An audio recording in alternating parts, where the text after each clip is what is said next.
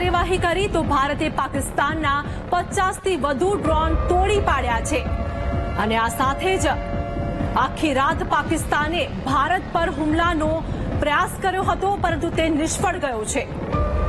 લાહોરમાં પાકિસ્તાનની air defence system પણ ભારતે તબાહ કરી નાખી છે અને પાકિસ્તાનને કરારો જવાબ મળ્યો છે। આતંકીઓના સરગના પર ભારતીય જાબાઝોનો સૌથી મોટો પ્રહાર છે, જેમાં આતંકના આગાહ પાકિસ્તાન પર ભારતનો પ્રચંડ પ્રહાર જોવા મળી રહ્યો છે।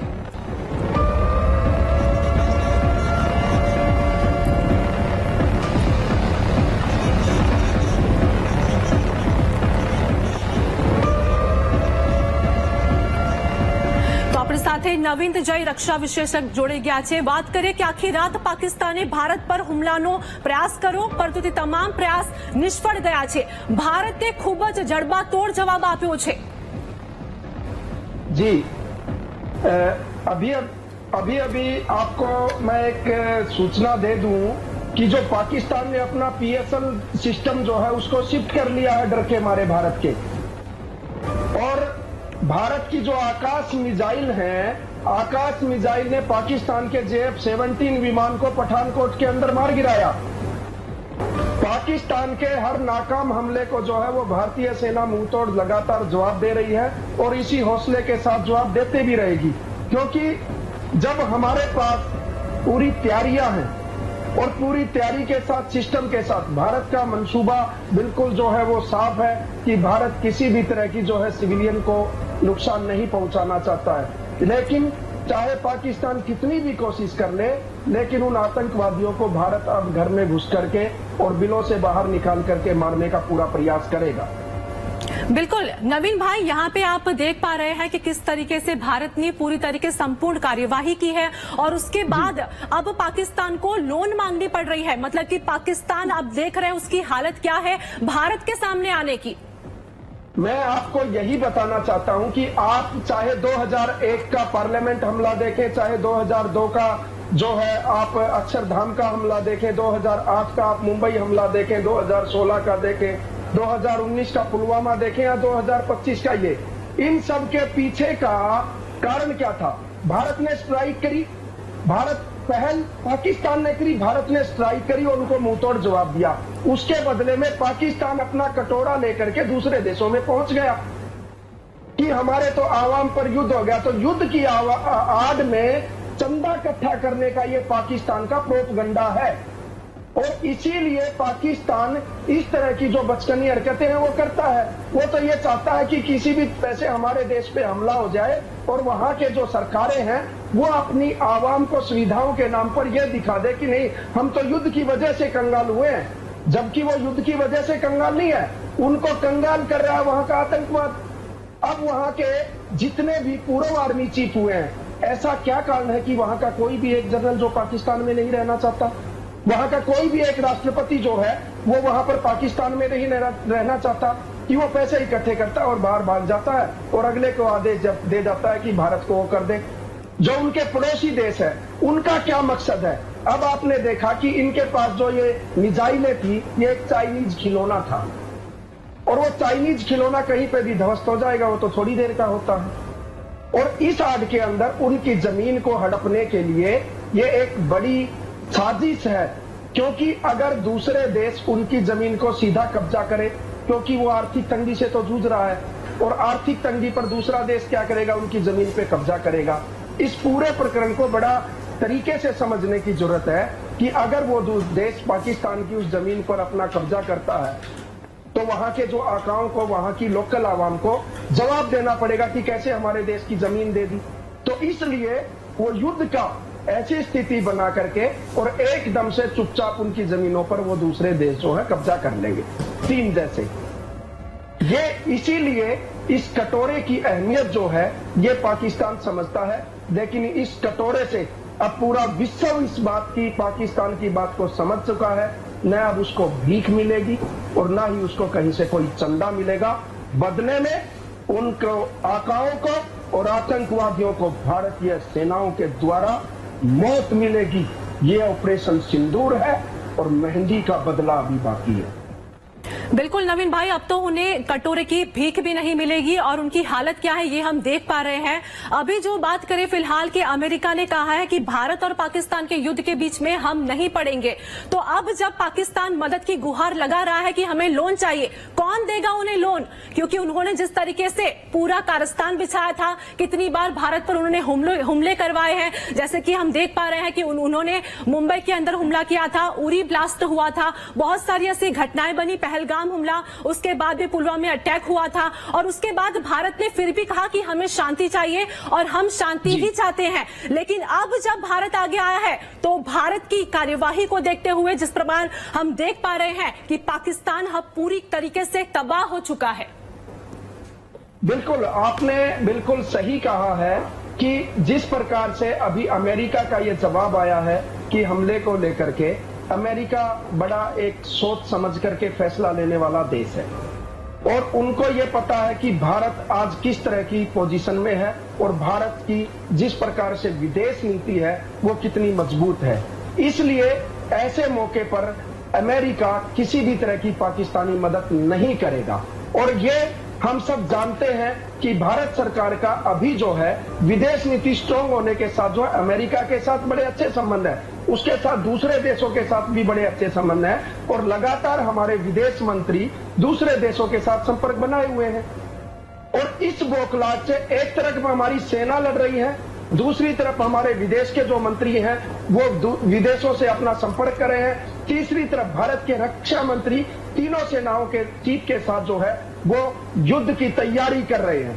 तो इस बौखलाहट से आपने कल देखा कि कल लाहौर के अंदर जो उनका एयर डिफेंस सिस्टम था उसको बर्बाद कर दिया गया, लेकिन भारतीय सेना का वो निशाना देखिए कि उसमें सिविलियन को। તો જેસલમેરમાંથી જીવતો બોમ્બ મળ્યો છે। મહત્વના સમાચાર સામે આવી રહ્યા છે। વાત કરીએ હાલ કે સ્થાનિક પોલીસ અને એરફોર્સની ટીમ ઘટના સ્થળે પહોંચી છે અને આ સાથે જ જમાકેશન ઘાટ પાસેથી બોમ્બ મળી આવ્યો છે। તો આ મહત્વના સમાચાર હાલ વાત કરીએ કે આસપાસના વિસ્તારને પણ સીલ કરવામાં આવ્યો છે અને આસપાસના વિસ્તારને સીલ કરવામાં આવ્યો, જેમાં જેસલમેરમાંથી જીવતો બોમ્બ પણ મળી આવ્યો છે। એટલે કે ભારત સરકાર સતર્ક જોવા મળી રહી છે અને આ સાથે જ સ્થાનિક પોલીસ અને એરફોર્સની ટીમ પણ ઘટના સ્થળે પહોંચી છે। ટીવી સ્ક્રીન પર તમામ દ્રશ્યો જોવા મળી રહ્યા છે। કિસાન ઘાટ પાસેથી બોમ્બ મળી આવ્યો છે અને જેસલમેર પાસેથી પણ જીવતો બોમ્બ મળી આવ્યો છે, જેમાં આસપાસના વિસ્તારને પણ સીલ કરવામાં આવ્યો છે। जी नवीन भाई, आप हमारे साथ जुड़े हुए हैं। आपसे जिस प्रमाण बात करना चाहूंगी कि अभी जो युद्ध चल रहा है पाकिस्तान और भारत का, उसमें भारत ने जो जवाबी कार्यवाही की है, पाकिस्तान की हालत अब देखी जा रही है। उन्हें अफसोस हो रहा है कि क्यों उन्होंने भारत के सामने ये कार्यवाही की, क्यों उन्होंने हिम्मत दिखाने की कोशिश की और अब जाकर उनकी ये स्थिति परिस्थिति सामने आ रही है। बिल्कुल, आपने जो ये कहा कि भी उनके परिस्थिति देखिए, पाकिस्तान के अंदर युद्ध लड़ने की तो स्थिति में था ही नहीं, क्योंकि वो अपने देश के नागरिकों को ठीक से खाना और पानी की पूर्ति भी नहीं कर रहा। जब से पानी का जो फैसला भारत ने लिया है, भारत ने उसकी चारों तरफ से कमर तोड़ दी है और कमर तोड़ने के साथ अब वो इस तरह की चीजें करके इस आड़ के अंदर वो क्या करेगा कि जो उसके अंदर जो आतंकवादी छिपे हुए हैं उनको दूसरे देशों में शिफ्ट करने का किसी भी तरीके से प्लान करेगा। लेकिन भारतीय सेना ने ठीक 2 दिन पहले जब एक प्रेस कॉन्फ्रेंस हुई थी भारतीय सेना की तरफ से, 21 जो ठिकाने थे उनको बता भी दिया गया था कि भी 21 ठिकानों पर भारत हमला करेगा और वो करेगा भी। उन ठिकानों को बदलने के लिए बार बार इस तरह का गुमराह किया जा रहा। अब जैसे जैसलमेर के अंदर उन्होंने जो है इस तरह का हमला किया, चंडीगढ़ के अंदर इस तरह से हमला किया, 15 शहरों पर उन्होंने भारतीय सेना के 6 ठिकानों को निशाना बनाने का प्रयास किया। लेकिन भारतीय सेना का जो सिस्टम है वो इतना मजबूत था, इतना सतर्क था कि उनके 50 ड्रोन को एक साथ मार गिराया, 8 मिसाइलें मार गिराई, 3 लड़ाकू विमान मार गिराए और हमारा जो आकाशीय मिसाइल थे उसने JF-17 मिसाइल को भी उनकी को मार गिराया है। तो इसलिए भारत के किसी भी सिस्टम पर हमें भरोसा पूर्ण रूप से है और सैनिकों पर पूर्ण भरोसा है। अब दो चीजें हैं सिविलियन के अंदर। भारत की जो जनता है वो पूर्ण रूप से भारत की सेना के साथ खड़ी है, और वहां की जो जनता है वो उनके साथ खड़ी नहीं है। वो लगातार वहां के लोग जो हुक्मनामा है उनको कह रही है कि हमें अमन शांति और चैन चाहिए, लेकिन वो अमन शांति और चैन नहीं चाहते, वो तो युद्ध चाहते हैं। और युद्ध क्यों चाहते हैं? ताकि उनके कटोरे में भीख मिल जाए। उनका सिर्फ प्रोपगंडा यही है। नवीन भाई, अब तो पाकिस्तान पूरी तरीके से कंगाल हो चुका है और इसीलिए वो लोग कटोरे के अंदर भीख मांग रहे हैं, लोन मांग रहे हैं। पर क्या लग रहा है, उनकी ये स्थिति उनका कोई साथ भी नहीं देगा? क्योंकि जिस तरीके से उन्होंने आतंकवाद को बढ़ावा दिया है, आगे बढ़ाते रहे हैं, तो कौन उनका साथ देगा? और भारत के सामने तो उन्होंने आके बहुत बड़ी हिम्मत दिखाकर बहुत बड़ी भूल कर दी है, क्योंकि उनको भारत की ताकत का अंदाजा भी नहीं था। और अब जब जाकर देख रहे हैं तो उन्हें महसूस हो रहा है ये बात कि हमने ये क्या कर दिया जो हमें नहीं करना चाहिए था। जी बिल्कुल, आपकी बात सही है। आप पीछे जब चाहे वो यूरोपियन संघ की मीटिंग हुई, चाहे संयुक्त राष्ट्र संघ की मीटिंग हुई, उनमें सबसे बड़ा एजेंडा आतंकवाद का ही था। और ज्यादातर सभी देशों ने एकजुटता के साथ यही कहा था कि हम आतंकवाद से छुटकारा पाना चाहते हैं। और जो पाकिस्तान है उसका बेनकाब चेहरा जो है वो हमारे विदेश मंत्री जी ने, हमारे रक्षा के जो हमारे जिन पे हमेशा गर्व होता है, 31 साल की नौकरी में अजीत डोभाल जी ने 31 बार यूनिफॉर्म नहीं पहनी, लेकिन हर बार उसके सीने में भारत का झंडा झड़कता है। उन्होंने पूरे विदेशों के अंदर जो है वो इस पाकिस्तान की हर एक हरकत को बता दिया। और अब जब मसूद अजहर के ठिकाने पर उसके परिवार का जब खात्मा हुआ तो आपने देखा कि वहां पर कलमा कौन पढ़ रहा था? जो आतंकवादी घोषित कर रखा है यूरोपियन ने, वही आदमी जब वहां पर खड़ा दिखा तो दूसरे देशों को ये पाकिस्तान का जो नकली चेहरा है वो सबके सामने आ चुका है। और ये पूर्ण रूप से भारत की, क्योंकि विदेश नीति बहुत मजबूत है, इस बार उसको विदेशों से कोई सहारा नहीं मिलेगा। कोई कटोरा के अंदर एक दाना भी, न एक दाना मिलेगा न एक रुपया मिलेगा, बल्कि वहां से आतंकवाद से छुटकारा मिलेगा। और अब मौका है संपूर्ण भारत को अखंड भारत बनाने का। और अखंड भारत में जो है धीरे धीरे करके अब सेना जो है वो पाकिस्तान को, पीओके को अपने अंदर मिला लेंगे। ये शुरुआत उन्होंने करी है, खात्मा हम करेंगे, क्योंकि तीर तलवार ना किसी हथियार से डरते हैं। जिन शहीदों का प्यारा है तिरंगा, उसे हमारे सैनिक सीने पे लगाए रखते हैं। इस जज्बे और हौसले के साथ वो निरंतर लड़ेंगे। अभी तो विक्रांत बाकी है, अभी तो भारतीय थल सेना का शौर्य बाकी है। ये तो एयरफोर्स की एक छोटी सी झलक है।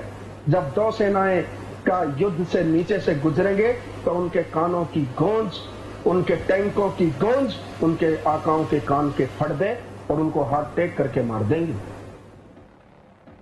नवनीत भाई, जिस प्रकार से बात की जाए कि जिस तरीके से अभी भारत द्वारा जो भी कार्यवाही की जा रही है और इस तरीके से हो रहा है, तो पाकिस्तान ने भारत को जवाब दिया है। તો આ વચ્ચે મહત્વના સમાચાર સામે નજર કરીશું। પાકિસ્તાનના ઓકારામાં ડ્રોનથી હુમલો થયો છે। મહત્વના સમાચાર જેમાં ઓકારા કેન્ટ પર ડ્રોનથી હુમલો કરવામાં આવ્યો છે। ભારતની સેના સતર્ક અને આ સાથે જ ડ્રોન હુમલાથી પાકિસ્તાનમાં દહેશતનો માહોલ છવાયેલો જોવા મળી રહ્યો છે। પાકિસ્તાનમાં ડરનો માહોલ, પાકિસ્તાનના ઓકારામાં ડ્રોનથી હુમલો કરવામાં આવ્યો છે, જેમાં ઓકારા કેન્ટ પર ડ્રોનથી હુમલો કરવામાં આવ્યો હોવાનું હાલ મહત્વના સમાચાર સામે આવી રહ્યા છે। ડ્રોન હુમલાથી પાકિસ્તાનમાં દહેશતભર્યો માહોલ પણ જોવા મળી રહ્યો છે। તો પાકિસ્તાન હવે ઘૂંટણીએ આવી ગયું છે અને આ સાથે જ પાકિસ્તાનના ઓકારામાં ડ્રોનથી હુમલો પણ થયો છે, જેમાં પાકિસ્તાને હવે જે કંઈ કર્યું તેનો જવાબ હવે ભારતીય સેના દ્વારા તેને આપવામાં આવી રહ્યો છે।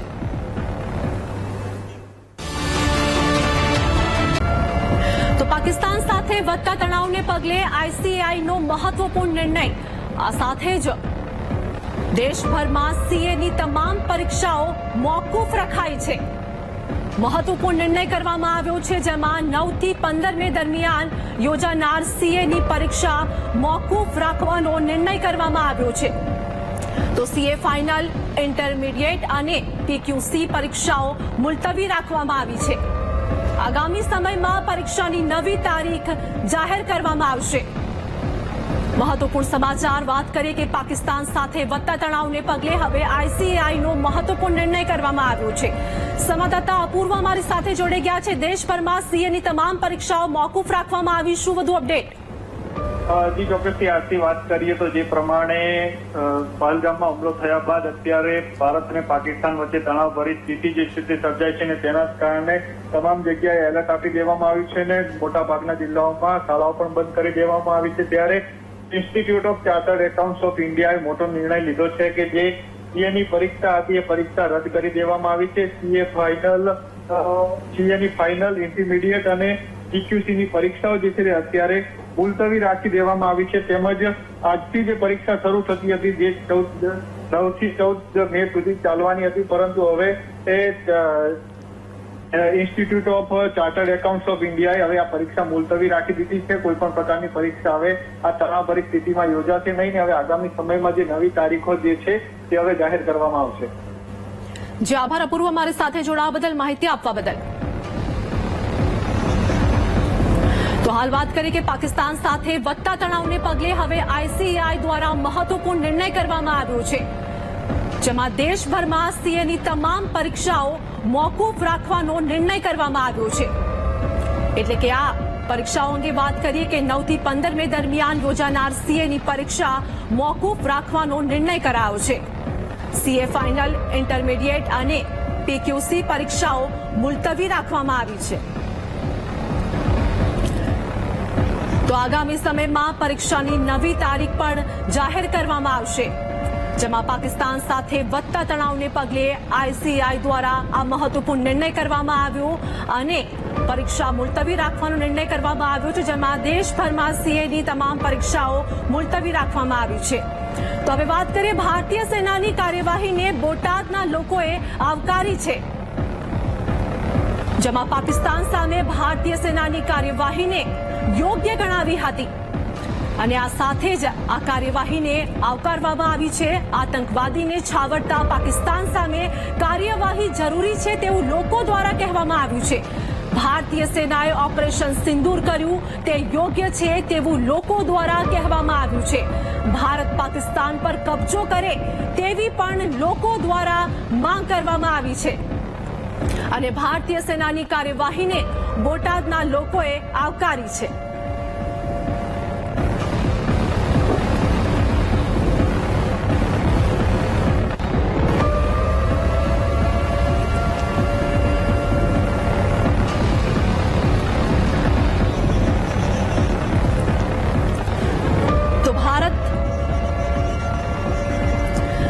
આપણી ભારતીય સેનાની કાર્યવાહીના તમામ દ્રશ્યો ટીવી સ્ક્રીન પર જોવા મળી રહ્યા છે. પાકિસ્તાનને કરારો જવાબ આપવામાં આવ્યો છે અને આ સાથે જ ભારતીય સેના દ્વારા હાલ જે પ્રમાણે કાર્યવાહી કરવામાં આવી તે દરમિયાન પાકિસ્તાન હવે ડરમાં છે અને આખા પાકિસ્તાનની અંદર હાલ દહેશતનો માહોલ જોવા મળી રહ્યો છે.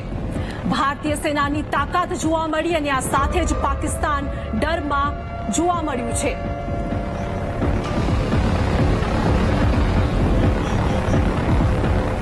ભારત અને પાકિસ્તાન વચ્ચે જે યુદ્ધ અત્યારે ચાલી રહ્યું છે તેમાં ભારતે ખૂબ તીવ્રતાથી હુમલો કર્યો છે પાકિસ્તાન ઉપર. એના કમસે કમ 15 શહેર ઉપર હુમલો કર્યો છે અને ખૂબ સક્સેસફુલ થયા છે અને બધું તબાહ મચાવી દીધો છે. અને એને જે હુમલો સામે પ્રતિપક્ષ કર્યો હતો પાકિસ્તાન, એ બધા નિષ્ફળ ગયા છે. એમાં કોઈ જાતની જમ્મુ કાશ્મીરમાં કે કચ્છમાં કે પંજાબમાં બોર્ડર ઉપર ક્યાંય કોઈ જાતની તકલીફ નથી પડી. એમાં દેશે હિતમાં લીધું છે ભારતીય સૈનિકોએ અને જે મોદી સાહેબ, અમિતભાઈ, રાજનાથસિંહ સંરક્ષણ મંત્રી, એ બધાનો જે નિર્ણય છે એ દેશના હિત માટેનો નિર્ણય છે અને ભારતીય સૈન્યએ બહુ આક્રમકતાથી હુમલો કર્યો છે પાકિસ્તાન ઉપર.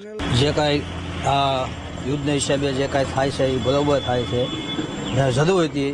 અને આની માટે તો ખાસ કરીને છે એવું કે પાકિસ્તાન જે કાયમ આપણને ટોર્ચર કરે છે એની માટે કબજો કરવાની જરૂર છે. હવે આ સ્થિતિ થઈ જાય તો બહુ સારું કે કાયમની ઝંઝટ મટી જાય. આજે યુદ્ધની સ્થિતિ છે, અહીંયા ભારત દેશમાં કાંઈ એવો ડરનો માહોલ દેખાતો નથી અને જે આ યુદ્ધ સર્જાયું છે એ જરૂર જ હતી.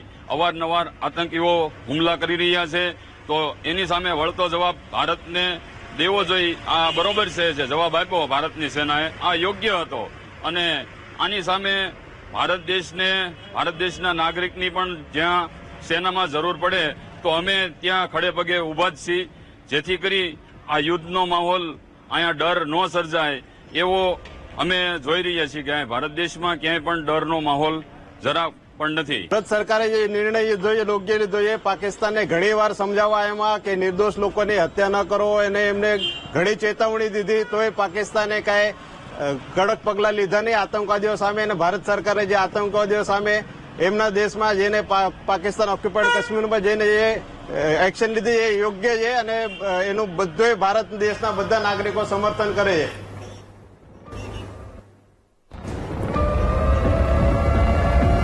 તો ભારત પાકિસ્તાન વચ્ચે તણાવને લઈને દ્વારકામાં હાઈ એલર્ટ આપવામાં આવ્યું છે. મહત્વપૂર્ણ સમાચાર દ્વારકામાં હાઈ એલર્ટ, જેમાં દ્વારકામાં દરિયા કિનારે લોખંડી સુરક્ષા પણ રાખવામાં આવી છે. દરિયાની ગતિવિધિ પર પોલીસની સતત બાજ નજર પણ જોવા મળી છે, જેમાં દ્વારકાધીશ મંદિરની સુરક્ષામાં પણ હવે વધારો કરવામાં આવ્યો છે અને આ સાથે જ સતત નજર રાખવામાં આવી રહી છે. ઇન્ડિયન આર્મી, ઇન્ડિયન નેવી અને એરફોર્સ એકદમ રેડી છે. ગઈકાલે જે હુમલો કર્યો એ એક જડબાતોડ જવાબ હતો આતંકવાદને નામ. આપણી જે S-400 મિસાઇલ સિસ્ટમ, ઈગલા S, આપણું ભાર્ગવાસ્ત્ર, પિનાક અને આકાશ એર ડિફેન્સ મિસાઇલ સિસ્ટમ એ બધા રેડી જ છે કોઈ પણ પરિસ્થિતિને પહોંચી વળવા માટે.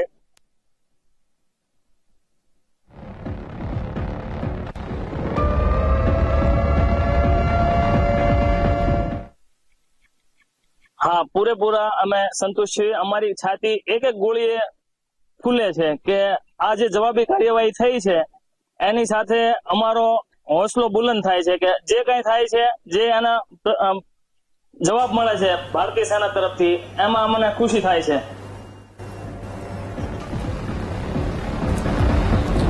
તો ભારત પાકિસ્તાન વચ્ચે તણાવને લઈને દ્વારકામાં હાઈ એલર્ટ રાખવામાં આવ્યું છે અને આ સાથે જ સતત નજર રાખવામાં આવી રહી છે. દ્વારકામાં દરિયા કિનારે લોખંડી સુરક્ષા પણ કરવામાં આવી છે, જેમાં ફોર્સ પણ તૈનાત કરવામાં આવી. દરિયાની ગતિવિધિ પર પોલીસની સતત બાજ નજર પણ જોવા મળી છે અને આ સાથે જ દ્વારકાધીશ મંદિરની સુરક્ષામાં પણ હવે વધારો કરવામાં આવ્યો છે, એટલે કે પોલીસ પણ સતત તૈનાત જોવા મળી રહી છે. ભારત પાકિસ્તાન વચ્ચે તણાવને લઈને દ્વારકામાં હાઈ એલર્ટ અપાયું છે.